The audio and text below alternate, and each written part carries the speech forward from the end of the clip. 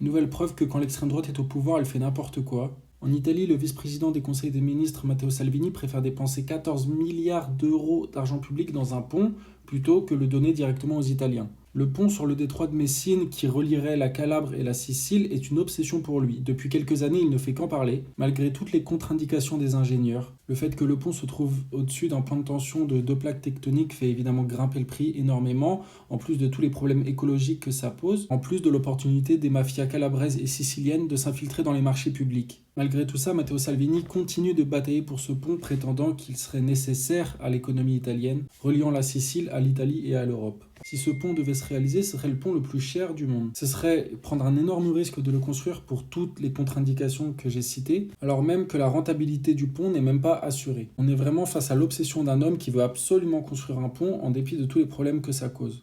Le projet du pont, ça fait des années que c'est devenu un sujet central dans la politique italienne. Et c'est intéressant de voir le renversement de Matteo Salvini, qui à l'origine était un politicien pro-nord, pro-régionaliste, qui maintenant va défendre des projets soi-disant pour le développement du Sud.